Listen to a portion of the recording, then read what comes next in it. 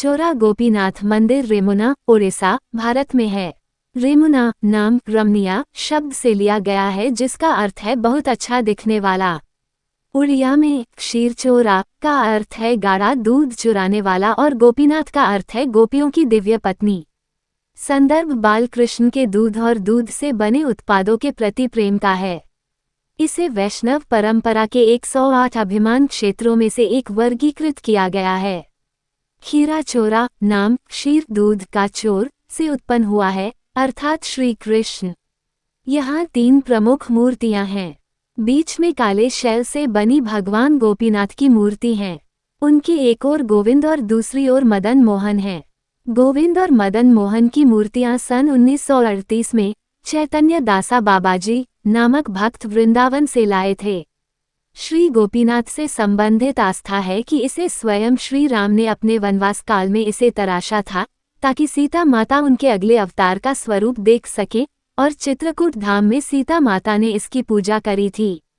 13वीं शताब्दी में राजा नरसिंह देव प्रथम इन्हें चित्रकूट से यहाँ लाए थे और उन्होंने ही यहाँ ब्रजपोखरी और कुटपोखरी नामक 2 जलाशय खुदवाए थे।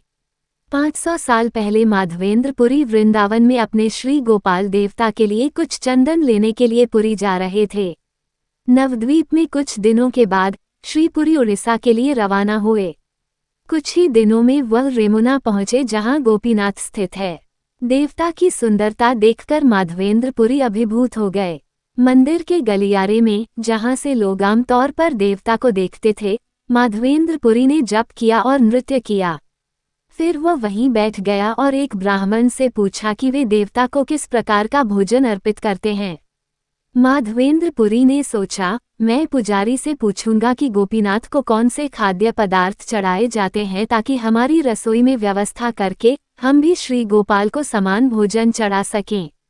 जब इस मामले में ब्राह्मण पुजारी से पूछताछ की गई तो उन्होंने गोपीनाथ के देवता को चढ़ाए जाने वाले भोजन के प्रकार के बारे में विस्तार से बताया।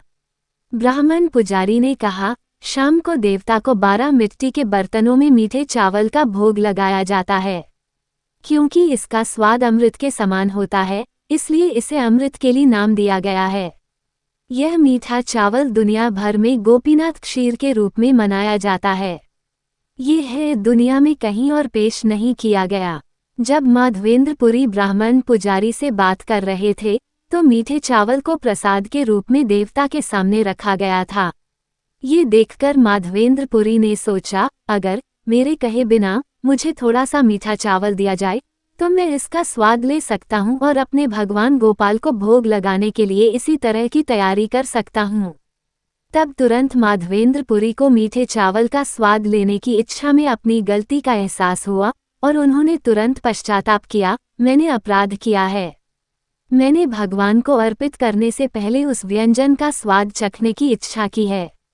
ऐसा सोचते हुए पुरी गोस्वामी वहां से चले गए और पास के एक खाली बाजार में चले गए। वो वहीं बैठकर जप करने लगा। गोपीनाथ की पूजा समाप्त करने के बाद पुजारी ने विश्राम किया। स्वप्न में गोपीनाथ ने उससे कहा कि उठो और खीरा का बर्तन ले लो जो उसने अपने कपड़ों के नीचे छिपा रखा है और उसे माधवेंद्र पुरी को दे दो। पुजारी उठे, मिठाई पाए और उसे माधवेंद्र पुरी के पास ले आए।